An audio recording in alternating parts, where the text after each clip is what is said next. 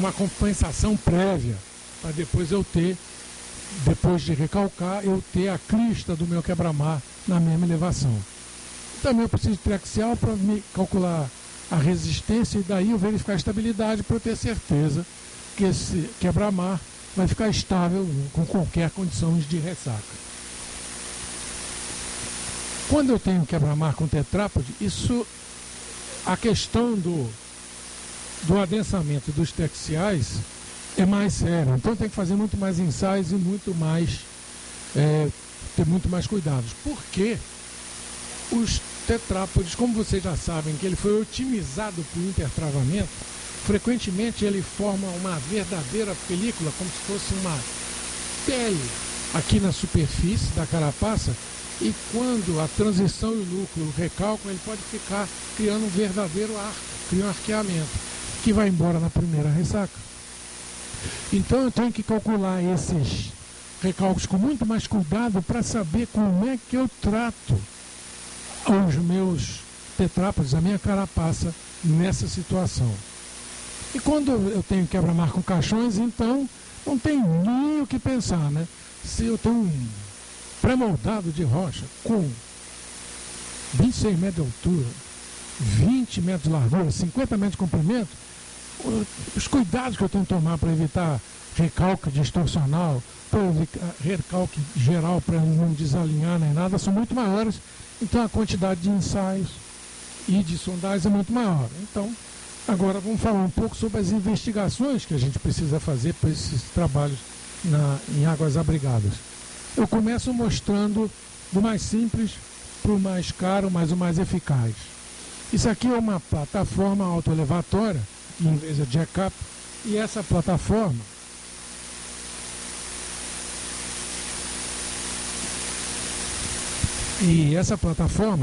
ela é um flutuante e quando chega no local, macaqueia-se as 4 pernas no fundo do mar até que ela levante, aí eu posso trabalhar sem a turbulência das ondas.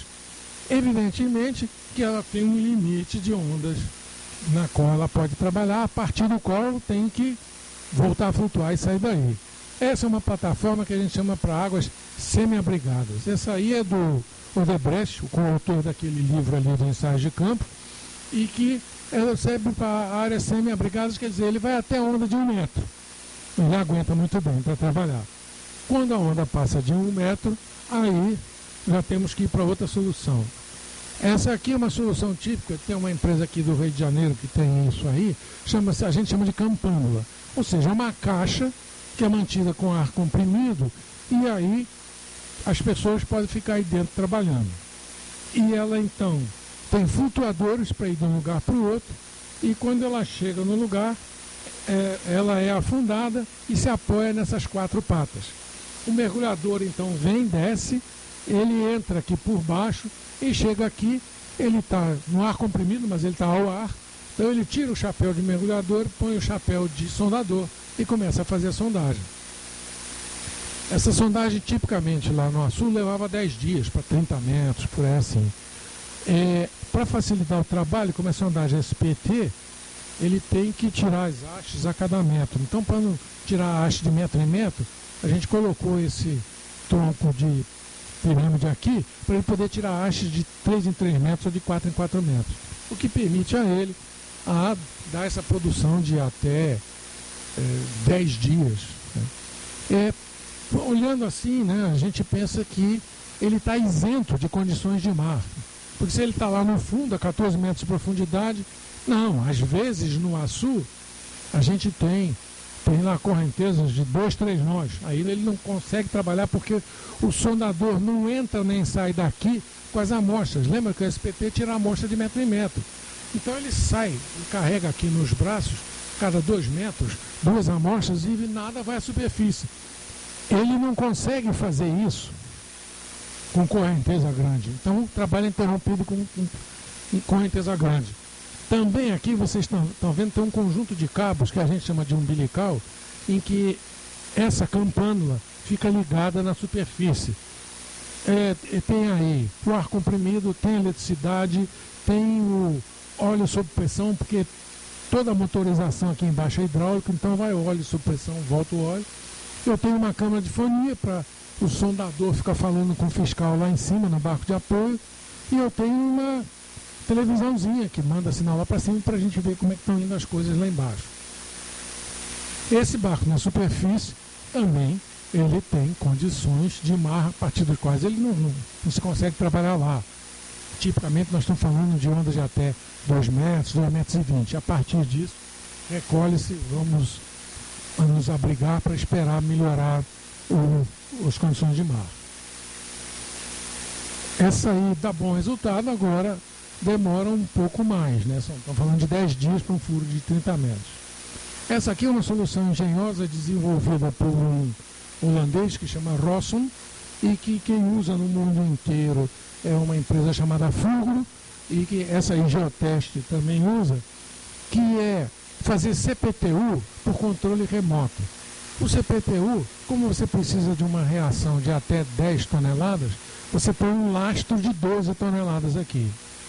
E aqui você põe um conjunto de motores elétricos blindados que eles colocam as hastes que estão todas pré-montadas aqui, eles colocam as hastes para baixo num trabalho de roldanas com pequenas castanhas que aí forçam o material a entrar. Isso é imbatível em termos de custo e prazo, porém, ele tem um problema. O comprimento daqui até aqui tem que ser a lâmina d'água menos 2 metros, porque senão as ondas lá em cima começam a bater ali nesse material, rebenta tudo, eu não tenho resposta. Então eu estou limitado à profundidade que eu vou investigar igual a lâmina d'água menos 2 metros. Mas ela tem um preço um pouquinho maior que aquela campânula, mas ela tem a vantagem de ser rápida, mas tem essa limitação. E aqui tem um caso que tem um colega nosso aqui que me chamou atenção para essa foto que eu tirei, que é bonito de ver, não me parece, mas nós estamos vendo aí o início de uma campanha de investigação geotécnica. Lembra disso? O que eu tenho aí? Aquele Rossum, ele precisa de um guindaste para colocá-lo no lugar. E, evidentemente, então, o guindaste está numa chata. Ali está a chata. Aqui está o rebocador que vai levar a chata para os lugares. Os containers estão ali atrás. Então esse guindaste está colocando na chata o guindaste que vai botar o Rossum para fazer a sondagem. Então isso aqui é uma mobilização de investigação geotécnica. Não parece, mas é interessante ver isso aí. Só isso aí custou R$700 mil. E aqui, dessas investigações, a mais cara é uma plataforma autoelevatória que é capaz de suportar ondas de até 5, 6 metros e que é o máximo que se tem registro no litoral brasileiro, portanto ela é perfeitamente adequada para o litoral brasileiro. Essa é espanhola, é da firma da Geoteste e ela tem a característica de, portanto, você fazer essa sondagem de 30 metros fazer em 20 horas. Ela é bem mais cara, mas em compensação tem dados confiáveis. Aqui me chamaram a atenção 3 aspectos, né? Primeiro, a produção. O pessoal que fica trabalhando aí dia e noite sem parar, então eu consigo fazer 30 metros em 20 horas. Segundo, que essas 4 estacas que são os pés dela, que raramente vão até o fundo, elas na verdade são 4 para-raios. Então, um desses containers tem um elemento aí que fica só de olho na previsão do tempo. E todos esses containers aqui são gaiola de Faraday. Então, quando vem uma tempestade atmosférica, ele avisa todo mundo, para de trabalhar, entra todo mundo no container e espera. É um negócio violento.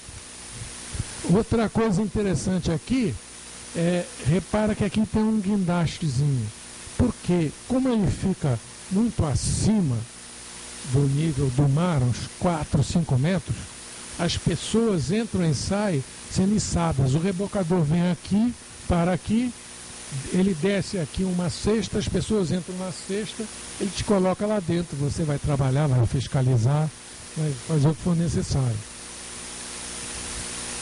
Aqui estou eu lá. Eu quero chamar a atenção, que maravilha que é essa sonda aqui, ela é 4 em 1.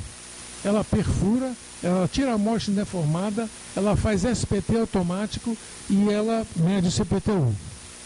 E foi graças a essa sonda aqui que a gente tem aqueles perfis com aqueles ensaios todos feitos que nos interessaram. Que as amostras, vocês vão ver, são muito boas e permitem ensaio triaxial, de adensamento todo. Aqui o exemplo como é que as amostras ficam embaladas. Talvez vocês não percebam, mas o diâmetro aqui é diferente do nosso. Nós aqui no Brasil estamos acostumados com o padrão norte-americano, que é catalogado por letra, né? Diâmetro B, N, H. E eles não são Euronorma, isso aqui é 85 milímetros.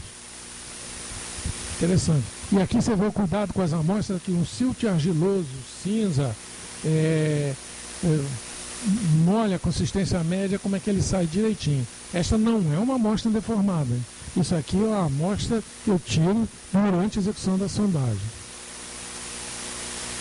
Aí vocês veem também quando ele passa um horizonte arenoso, como é que fica, onde a areia está um pouquinho de argila, quando ela está limpa aqui.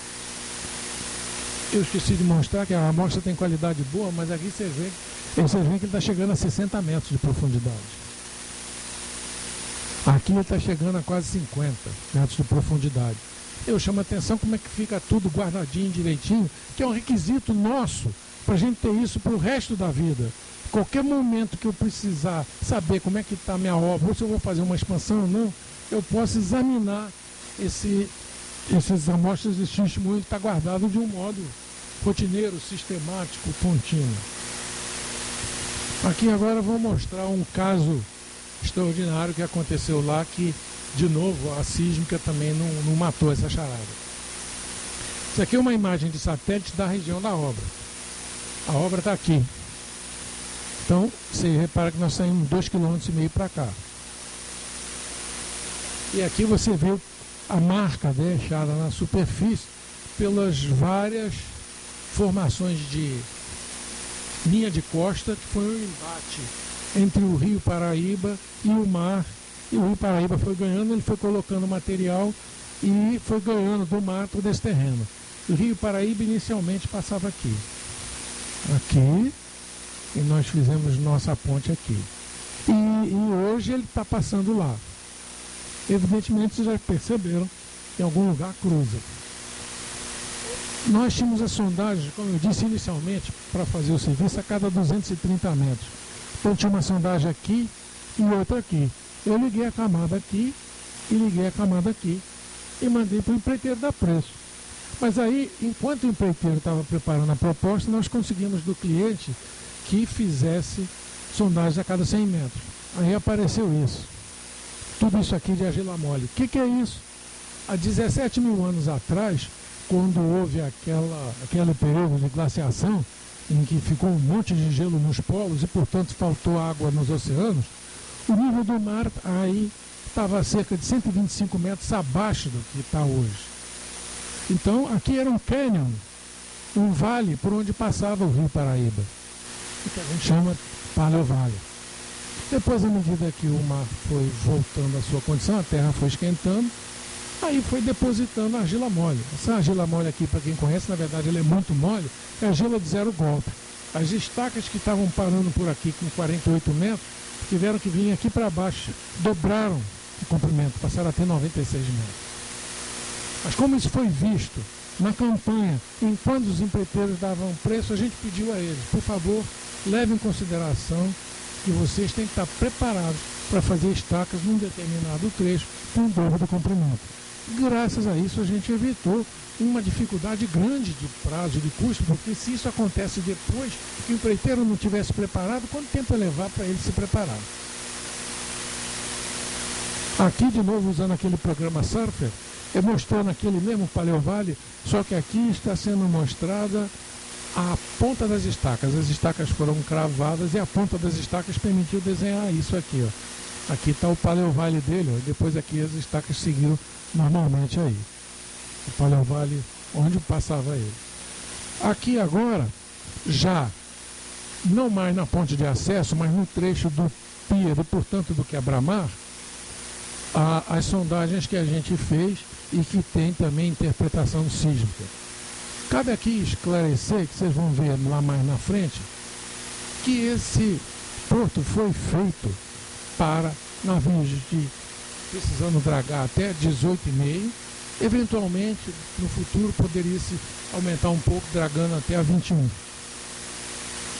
Sucede que quando esse estaqueamento ficou pronto, ou seja, passou-se a ter um empreendimento com certeza de operação, só estava faltando fazer o quebra-mar, que já está em execução agora, vários futuros usuários no porto resolveram sondar os proprietários para entrar de sócio. Um deles foi a Petrobras e foi aceito de braços abertos. Só que a Petrobras colocou uma exigênciazinha, é que para ela ter uma vantagem competitiva, ela queria aproveitar na bacia de Campos os navios que traziam óleo ali das plataformas para levar ali para o Porto do Açu, para o óleo ser beneficiado e aí ser embarcado em super petroleiro, que aí era onde tinha a vantagem competitiva, um preço bom. Probleminha, o super petroleiro pede calado até a menos 26. Primeiro impacto, nesse trecho paralelo à praia, não podemos mais usar quebra-mar de enrocamento, tivemos que ir para o caixão. Para usar o caixão, você já sabe que precisa de muito mais investigação. Então foi aí que a gente começou a fazer investigações a cada 50 metros. E com prazo, daí que se pagou para usar aquela plataforma espanhola aí da Geoteste. E aqui está o resultado até. Isso aqui foi apresentado em congresso, aí o congresso que tivemos em Porto de Galinhas no ano passado, de investigação de campo, que aqui eu estou mostrando as sondagens rasas disponíveis e a sísmica em que se interpolou o resultado das sondagens rasas. Se detetou que tinha uma camada fraca aqui, ou seja, um paleovale pequeno, a gente brincou que era um paleovalinho, isso devia ser um tributário do Rio Paraíba ali. Só. Mas aí, com a plataforma, que a gente foi para lá, começou a fazer sondagem a cada 50 metros, e sondagem com SPT, com CPTU, com retirada de amostra, a gente confirmou, aqui está o perfil feito a partir dessa sondagem, a gente confirmou esse paleovalinho, mas confirmou um outro paleovale que pela sísmica não tinha. De novo, dá mais ou menos 20%, ou seja, a sísmica é boa em 80% do tempo. Aqui o negócio interessante que acontece, que a sondagem com o CPTU, ela me dá como informação a resistência de ponta, o atrito lateral e o desenvolvimento da pressão na água, poropressão com a profundidade. Com esses três dados eu posso agrupá-los em gráficos, então se eu coloco pressão de ponta com lateral e pressão de ponta com poropressão, eu tenho um gráfico ou outro, e que pela experiência internacional eu já sei pelo jeitão qual é o solo. Saber qual é o solo facilita a minha vida, se ele está muito uniforme ou pouco uniforme a camada de solo para eu tratar. Então, aqui tipicamente deu, por uma classificação de um autor aí de 20 anos atrás, que nós tínhamos argila siltosa. Isso aqui é argila, isso aqui é silt, argila siltosa.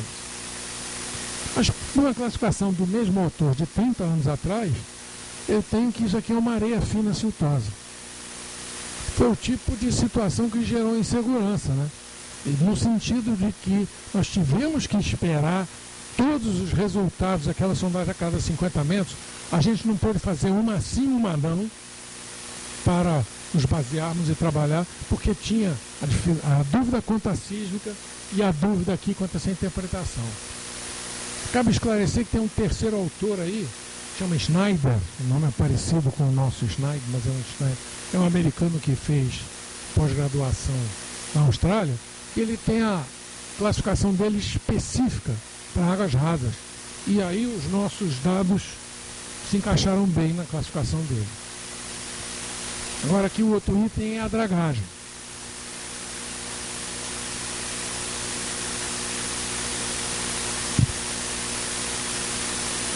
Essa aí é a draga que trabalhou lá, uma draga chinesa, é um navio de 160 metros de comprimento. A cisterna, que corresponde à caçamba de um caminhão, a cisterna dela é de 14 mil metros cúbicos, ou seja, ela faz a viagem de 1000 caminhões de uma vez só. E aqui ela estava começando a trabalhar, ainda não tinha área de empréstimo para trazer, então ela ia carregada, jogar o material fora na hora de botar fora e voltava correndo vazia para dragar de novo. Então aqui vocês estão vendo pelo costado que está alto que ela está vazia e pela espuma ela está correndo. Então ela está voltando da área de botar fora indo para a área de escavação. Chama a atenção desse tubo que está aqui e desses guindastes, desses guinchos que estão aqui. Aqui você vê, obviamente, ela no final da escavação. Ela já se preparando para ir embora. O costado está baixo, portanto ela está bem cheia e ela está devagar. Você vê que ela está escavando e aqui estão os guinchos aqui. Como é que é isso aí? Ela tem, de cada lado ela tem esse tubo que desce e vai até o fundo. E à medida que ela vai andando, esse tubo tem uma caçamba, igual o scraper, vai raspando o fundo do mar, desagregando material, e aqui em cima uma bomba de sucção puxa. Então, assim ela está trabalhando. É interessante que nessa draga, então nós temos dois pilotos. Tem um que está aqui na frente, controlando a embarcação, e tem um que está aqui atrás, olhando como é que está a pressão e como é que está a produção. A pressão com que a caçamba de escavação está atuando no fundo e que a produção que o material está vindo para cá. Então eles trabalham em conjunto até que ela enche aqui. É uma questão ambiental muito forte, tem sempre um fiscal do meio ambiente aqui na draga, não só para ver que joga fora o material no local certo, como para evitar que manche muito a área. Porque na hora que ele escava, quando o material vem em suspensão lá de baixo até a caçamba, o peso específico é baixo. Então, se ele encher a caçamba rapidamente embora, ele está levando água suja. Então, a tendência dele é encher na caçamba devagar e deixar o material saindo pelo ladrão, até ele ter certeza que o peso específico médio está grande. Para isso, ele tem 1, 2, 3, 4 ladrões aqui, 4 escapes aqui da cisterna, e em cada um deles ele tem um densímetro, em que o operador de lá, ele vai lendo o densímetro. Então, à medida que ele demora e vai aumentando aqui esse lançamento de material no mar, chama overflow, ele sabe que a densidade média na caçamba está aumentando. Aí tem um limite que está combinado com as agências ambientais, ele para, aí ele vai embora jogar o material lá fora na área de botar fora. Outro item aqui é o estaqueamento. Como você já sabe, tem 800, 1000 estacas aí. Essas estacas são pré-moldadas de concreto com diâmetro de 80 centímetros. Essas estacas têm, em geral, 46 metros. Para cavar essas estacas, então, foi necessário um martelo hidráulico, martelo com peso de 20 toneladas, 200 kg. Esse martelo tipicamente cai da altura de 1 metro, então tem 200 kJ. Em geral, a gente aplicou 1.000 a 1.500 golpes por estaca. Então, eu tenho 200 gigajoule ou 300 gigajoule de energia colocada aí, em cada estaca. O solo em volta sofre com isso. Não só as poropressões aumentam, mas como uma estrutura dele precisa ser rearranjada. Em resumo, depois que eu cravo essa estaca, eu tenho que deixar o solo descansar um tempo para o conjunto estaca-solo se equilibrar e a estaca resistir aos esforços previstos no projeto. E aqui nós temos exemplo de como é que essa cravação é feita. Tem um dispositivo que chama Cantitraveler, que é uma abreviação em inglês de cantilever, né? Balanço, com traveler que viaja, porque o guindaste fica em cima de uma estrutura que se apoia em duas vigas, né? São vigas de espaçamento regulares, as travessas, então tem um vão aqui, e ele tem balanço, o mesmo vão. E aqui ele tem então uma plataforma para colocar as estacas e cravar. E depois que ele crava essas estacas, ele anda. O próximo vão vai ele mesmo andando, ele mesmo leva as vigas dele de apoio. Característica. Tipicamente, um cantitraveler desse faz um vão cada 3, 4 dias. Não importa muito o tamanho do vão. Esse aqui, por exemplo, é lá no Peru, tem 12 metros o vão. O que acontece com isso? Se minha ponte de acesso é muito grande, como a nossa, eu fazendo um vão de 12 em 12 metros, vou demorar muito mais se eu fizer vão de 18 em 18 metros. Então, foi-se aumentando o tamanho, né, do vão.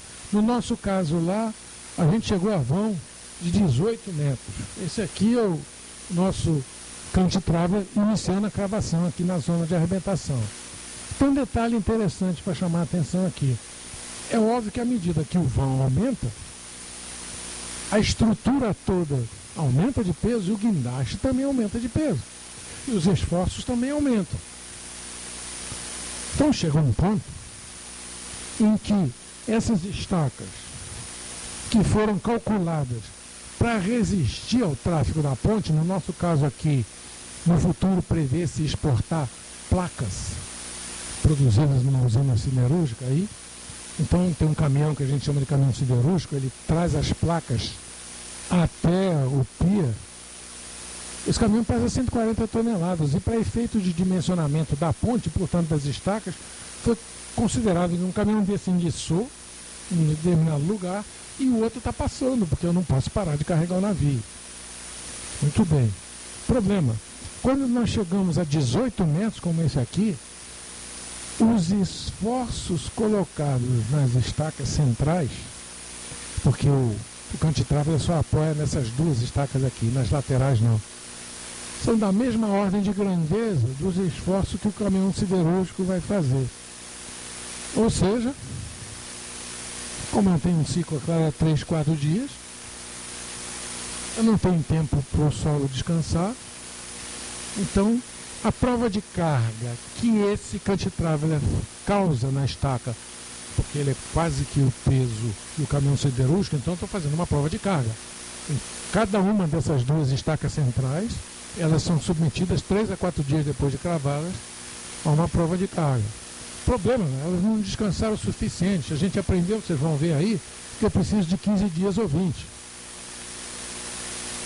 Resultado, para eu poder ter um prazo bom, fazendo ciclos a cada 18 metros, eu tive que encompridar essas duas estacas aqui de baixo, para elas, com descanso pequeno, resistir ao esforço que elas deveriam resistir com descanso grande.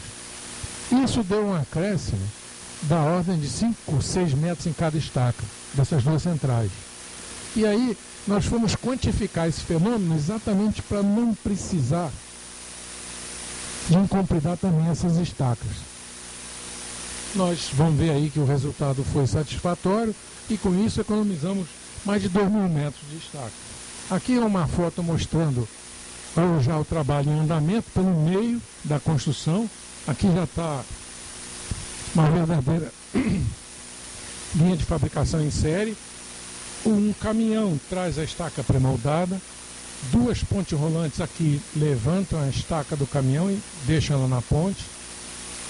Depois, quando é necessário, o guindaste pede a ponte rolante à estaca, pede a estaca às pontes rolantes, elas levantam e trazem o mais perto possível. Você vê que ela chega bem perto do guindaste, aí o guindaste pega, essa ponte rolante vai indo para trás, ela deixa de segurar a estaca porque aí o guindaste está segurando, aí essa outra vai indo para trás até que finalmente o guindaste consegue segurar essa estaca 46 metros de comprimento em pé, traz ela para cá e coloca ela nas guias. Aqui tem uma guia, aqui tem outra, 10 metros de desnível.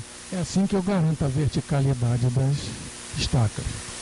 E aí, enquanto o guindaste coloca a estaca, crava a estaca e depois coloca a viga pré-moldada da travessa, aqui por questão de peso, dividido em duas, ela bota uma metade a outra, depois a gente chama de coxo, e depois preenche o coxo para a travessa ficar pronta.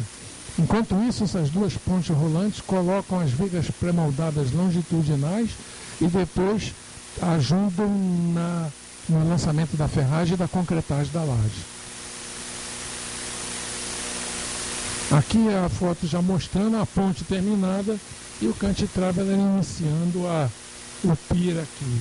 Cabe destacar que o cantitraveler veio caminhando nesta direção e chegou aqui, ele foi rearranjado, ele caminhou de lado aqui, porque aqui o vão, devido às cargas enormes do pier de atracação, o vão é menor, então ele pôde trabalhar atravessado.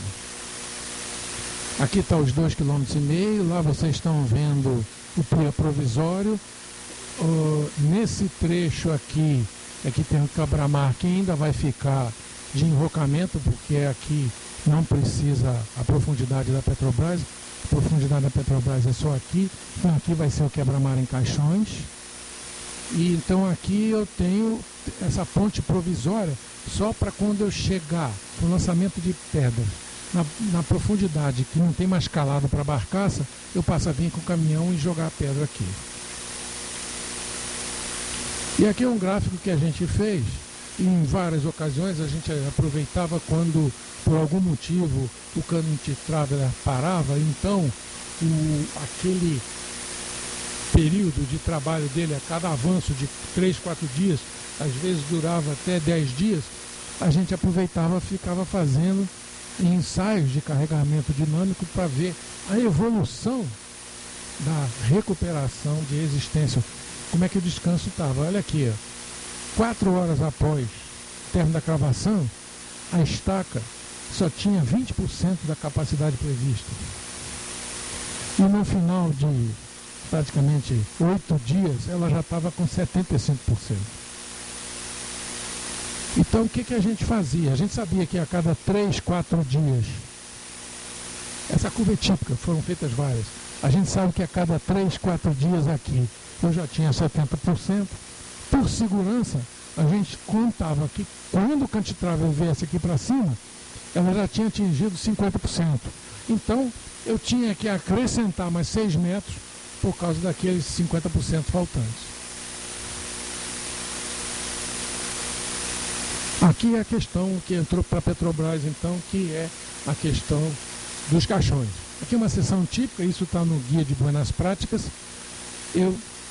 Para minimizar recalques, principalmente recalques diferenciais, eu escavo e reaterro, seja com areia ou seja com materiais finos da pedreira. Depois eu desço o caixão aqui, 20 metros, 26 metros, 50 metros de extensão, e preencho as células não só com água, mas com areia, para ela ter bastante peso e fornecer aqueles coeficientes de segurança mínimo todos que a ROM 05 pede. Isso aqui é típico, né? Sempre lembrando que tem que ter um parapeito grande aqui, né, chamado em espaldon, um parapeito para refletir as ondas, e aqui você poder botar container, guindaste, tudo para trabalhar com os navios aqui. Aqui é um exemplo de uma obra que eu também acompanhei lá na África, e aí você vê um dique flutuante fazendo caixão. Como é que é feito isso? Eu, com o dique flutuando, eu coloco a armação da laje de fundo, concreto a laje de fundo, e depois com formas deslizantes eu vou subindo o caixão. Mas o caixão é mais alto do que o dique flutuante, não tem problema. Quando ele chega por aqui, ele já tem condições de flutuabilidade. Então, aqui está o rebocador, já pronto para quando o dique flutuante afundar, o rebocador puxa o dique flutuante e o caixão começa a flutuar. Aí o caixão é trazido para a margem e continua a concretagem com forma deslizante até chegar na altura certa. Depois, ele é levado para o local. Isso aqui não parece, mas vocês já estão vendo um monte de caixão colocado aí, porque essa foto foi tirada com a maré alta. Olha os caixões aqui, uma linha de caixões é colocada e a armação de espera da laje de fundo aqui. Isso aqui está com maré alta. Quando chega a maré baixa aí, que dá 2, 3 metros, vocês iam ver ele todo aparecendo aqui. E aí, estamos esperando recalques, né? Mede-se recalques aí, a evolução do recalque com o tempo. Quando o recalque já está numa situação admissível, aí concreta-se a laje de solidarização, que equaliza em cima, e aí já pode começar a montagem eletromecânica. Aqui é mostrando o início desse trabalho aqui no Brasil. Os caixões foram, alguns caixões, na verdade tem 2 empreiteiros. O primeiro empreiteiro, que chama Acciona, estou mostrando os caixões da Acciona, ela veio para o Brasil e fez os primeiros caixões aqui.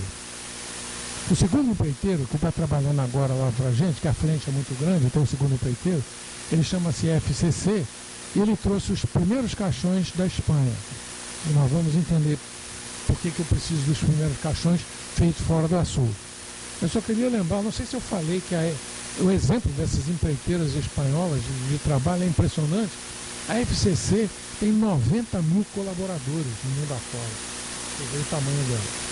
Aqui vocês estão vendo o dique flutuante, lá no Porto do Forno, em Arraial do Cabo, que ele em Águas Abrigadas, ele acabou de fazer um caixão, ele afundou, tirou o caixão e subiu, o caixão está aqui para ele continuar aqui a concretagem. Esses 3 já estão prontos. Isso aí, quem quiser ver, está no Google. Aqui são aqueles caixões já colocados no Açul. Isso também está no Google.